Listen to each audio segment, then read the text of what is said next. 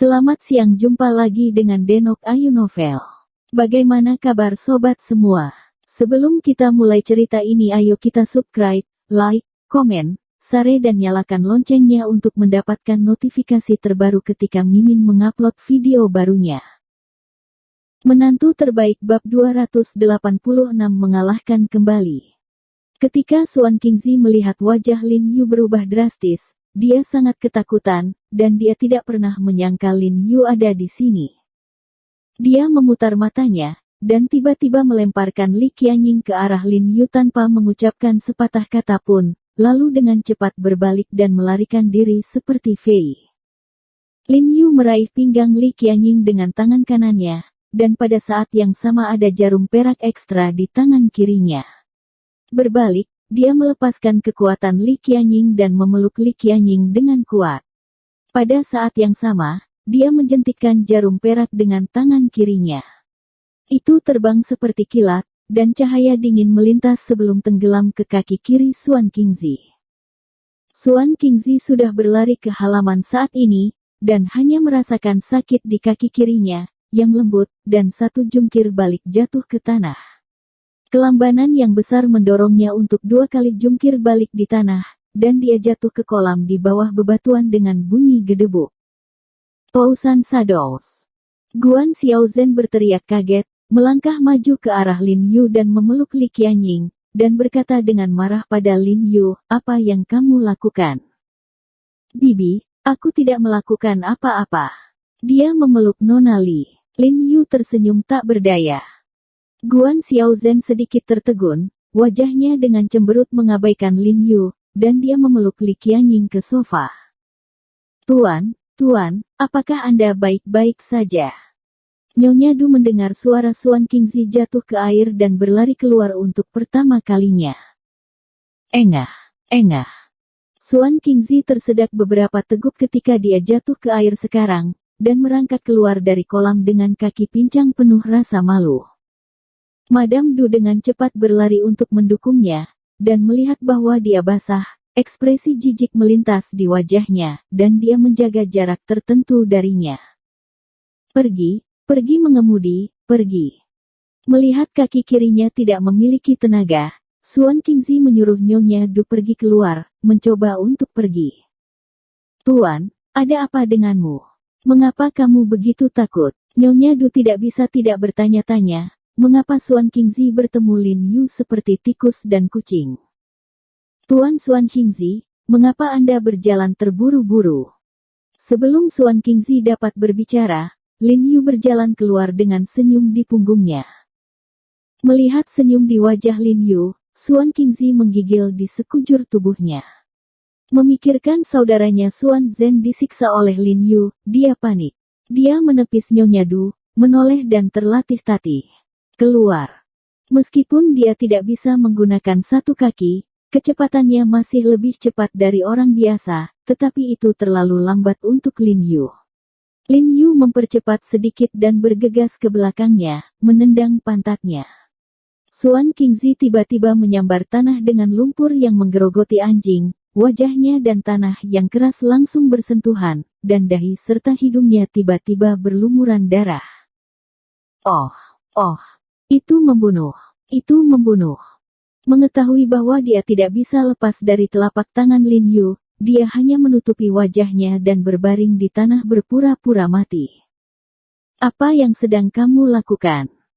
Nyonya Du bergegas dan mendorong Lin Yu dengan keras, dan berkata dengan dingin, "Mengapa kamu memukul seseorang?"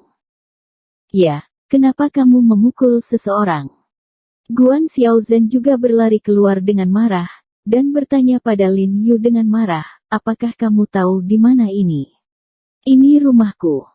"Nyonya, apa yang terjadi?" Kali ini, pengawal di sekitar halaman dengan cepat berlari masuk, ada 7 atau 8 orang. "Orang ini memukul orang sesuka hati, bangunkan aku dan panggil polisi." Guan Xiaozhen berkata dengan dingin. "Anda tidak perlu menelepon polisi. Sepupu saya bekerja di Kementerian Keamanan Umum. Dia tinggal di dekat sini. Saya akan menelepon dan meneleponnya." Nyonya Du juga berkata dengan marah, lalu mengeluarkan ponselnya dan menelepon sepupunya. Lin Yu tidak berhenti, melambaikan tangannya ke beberapa pengawal, dan berkata dengan sungguh-sungguh, "Kamu tidak perlu melakukannya, aku tidak akan pergi. Aku akan memberitahumu, orang ini sama sekali bukan ahli seni yang mendalam, dia adalah penjahat yang dicari penuh kejahatan. Saya tidak tahu berapa banyak darah yang terkontaminasi." Dia ingat mendengar apa yang dikatakan Han Bing secara pribadi. Suan Qingzi ini adalah salah satu penjahat paling dicari di Departemen Intelijen Militer. Wajah Guan Xiaozhen dan Madame Du tiba-tiba berubah ketika mereka mendengar ini, dan mereka saling memandang. "Tidak mungkin, Anda fitnah." Nyonya Du menunjuk Lin Yu dengan marah dan berkata, "Ini adalah Master Feng Shui yang dihormati, bagaimana dia bisa menjadi penjahat yang dicari? Bukankah kau sudah menelepon sepupumu? Biarkan saja dia memeriksa apakah dia akan datang sebentar." Lin Yu berkata dengan tidak setuju. Kemudian dia mengirim pesan teks ke Han Bing, memberitahunya bahwa dia telah menangkap Suan Qingzi, dan memintanya untuk mengirim seseorang untuk mengambil anak lelaki tua itu. Meskipun Nyonya Du sudah melapor ke polisi, dia takut polisi biasa tidak akan bisa menghentikannya dan akan kabur lagi olehnya. Han Bing dengan cepat membalas pesan teks itu, mengatakan bahwa dia sedang keluar kota dan akan mengirim bawahannya sendiri untuk membiarkan Lin Yu membantu mengendalikan mereka terlebih dahulu. "Jangan dengarkan dia berbicara omong kosong, anak ini mempraktekkan sihir. Dia jelas membunuh banyak orang. Sebaliknya, dia memukulinya di sini. Aku biasa membersihkannya dengan beberapa orang yang saleh, jadi dia selalu menyimpan dendam." Suan Qingzi memutar matanya dan langsung berbohong. "Oke, Anda tiba-tiba menuntut orang jahat dulu, mari kita lihat bagaimana polisi datang untuk menangani Anda." Nyonya Du memandang Lin Yu dengan dingin. Dia benar-benar tidak percaya bahwa Suan Qingzi adalah penjahat yang dicari, lagi pula, dia harus bersekongkol dengan Suan Qingzi untuk menipu saham Li. "Kamu menatapnya, jika dia berubah, segera hentikan dia." Guan Xiaozhen pun segera memerintahkan seorang bodyguard. Beberapa pengawal tiba-tiba menjadi berhati-hati ketika mereka mendengar itu. Pengawal utama mengeluarkan sepasang borgol dan bergegas menuju Lin Yu, berkata seolah-olah menghadapi musuh, "Jika Anda tidak ingin kami melakukannya, pakailah saja borgol dan tunggu polisi datang." "Oke." Lin Yu tidak menolak, meninggalkan dia untuk memborgol tangannya di belakang punggungnya. Bagaimanapun, borgol ini tidak berguna baginya. "Nyonya Du, anak ini telah membenci saya, mungkin dia ingin menunggu kesempatan untuk membalas dendam terhadap saya, ayo pergi dulu." Suan Qingzi mengedipkan mata pada Nyonya Du dan tidak sabar untuk pergi dari sini. Ada pengawal Li yang menghalangi Lin Yu, tapi dia memiliki harapan untuk melarikan diri. "Tuan Suan Qingzi, kamu tidak bisa pergi, kamu belum membantu gadis kecil itu menyingkirkan Chong yang jahat." Guan Xiaozhen segera merasa cemas, "Jangan khawatir, dalam keluarga Liku, aku tidak akan pernah membiarkanmu keluar dari kecelakaan apapun." Suan Qingzi tiba-tiba sengsara, ada Mao Xiechong, dia hanya ingin memanfaatkan keuntungan Li Qianying. "Ya, Tuan, jangan takut padanya. Sepupu saya akan membawa seseorang ke sini sebentar lagi." Nyonya Du juga menghiburnya. Dia juga berpikir untuk membuat bagian saat setrika panas hari ini. Suan Qingzi mengutuk dalam hati, berpikir bahwa ketika polisi datang, saya tidak bisa melarikan diri. Dia terlalu malas untuk merawat kedua wanita itu, menyentuh kaki kirinya yang mati rasa, dan bersiap untuk melarikan diri lagi. Pada saat ini, sepupu Mer Du membawa 7 atau 8 petugas polisi untuk bergegas. Ekspresi Suan Qingzi berubah, dan segera bersembunyi di belakang Nyonya Du. "Sepupu, ada apa? Siapa yang membunuh seseorang?" Pria kulit hitam dan kurus terkemuka berjalan terburu-buru dengan wajah tenang. Itu dia." Nyonya Du menunjuk Lin Yu dan berkata dengan dingin, "Dia menembak dan melukai orang tanpa alasan.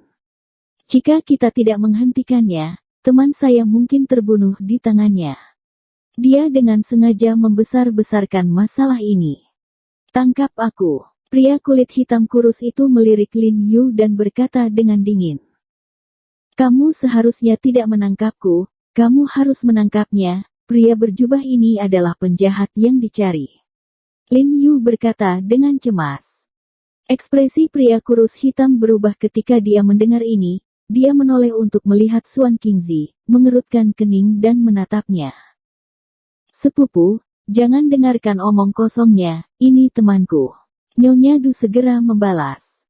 Apakah kamu tahu jika kamu memeriksanya? Lin Yu bertanya dengan suara yang dalam, namanya Suan Qingzi.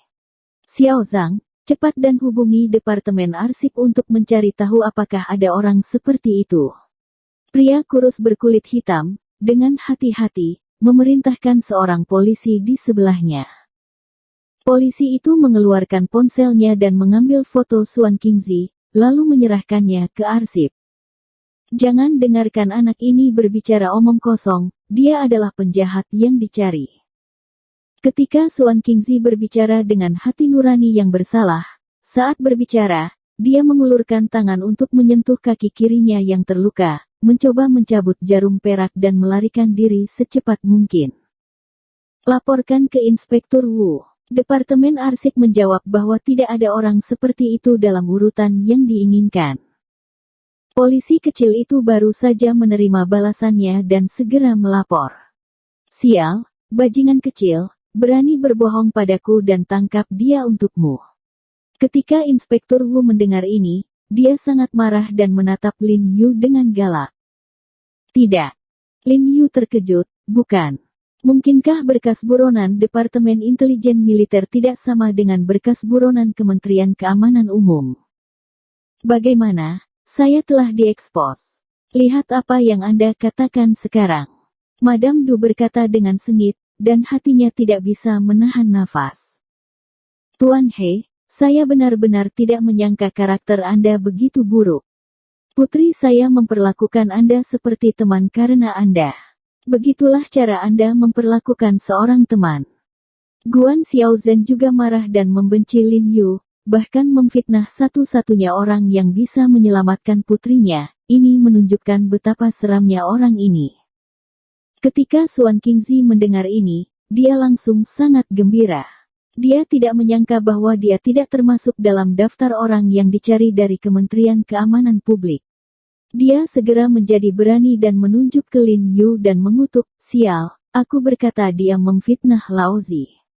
Perhatian, anak ini bukan orang biasa, dia luar biasa, dan dia tahu sihir, saya sarankan untuk segera membunuhnya. Dia berharap Lin Yu akan mati di depannya segera untuk meringankan masalahnya. Beberapa petugas polisi segera menjadi berhati-hati ketika mendengar kata-kata itu. Wow, mereka mengeluarkan pistol mereka, mengarahkan mereka ke Lin Yu, dan berkata dengan dingin, wah, sebaiknya kamu tidak bertindak gegabah, kalau tidak kami akan segera membiarkanmu menjadi saringan. Ketika Suan Qingzi melihat adegan ini, senyum puas tiba-tiba muncul di sudut mulutnya, dia tidak menyangka bahwa polisi ini akan menjadi pembantunya. Tiba-tiba beberapa mobil hitam melesat keluar halaman. Kemudian belasan pria berbaju hitam turun dari mobil yang dipimpinnya adalah seorang pria berwajah lancip dan berambut pendek memakai jaket kulit mengkilat. Melihat Inspektur Wu dan yang lainnya memegang senjata di Lin Yu, ekspresi mereka cemberut, dan berkata dengan marah, letakkan pistol itu untukku. Ketika Lin Yu melihat sekelompok orang ini, ekspresinya langsung senang. Mengetahui bahwa kebanyakan dari mereka berasal dari Departemen Intelijen Militer. Kamu siapa? Ketika Inspektur Wu melihat pria berambut pendek itu dan yang lainnya, dia penuh permusuhan dan berkata dengan dingin. Kamu tidak berhak untuk mengetahui siapa kami, segera lepaskan mereka. Pria berambut pendek itu berkata dengan suara yang dalam. Sial, saya tidak punya hak untuk tahu. Apakah Anda tahu siapa saya? Inspektur Wu mengangkat kepalanya, dengan ekspresi yang agak arogan, Inspektur Polisi Beijing Wu Kuixian. Dia secara khusus meningkatkan volume kata Inspektorat Polisi untuk menonjolkan identitasnya. Petugas dengan kentut lebih besar berani pamer di depanku. Tanpa diduga, pria berambut pendek itu tidak bisa menahan rasa takut ketika mendengar ini, malah dia mencibir, ekspresinya sangat menghina. Bersambung. Terima kasih kepada kalian yang telah menonton video ini. Jangan lupa tekan tombol subscribe-nya dan nyalakan notifikasinya untuk mendapatkan video-video seru lainnya dari Denok Ayu Novel.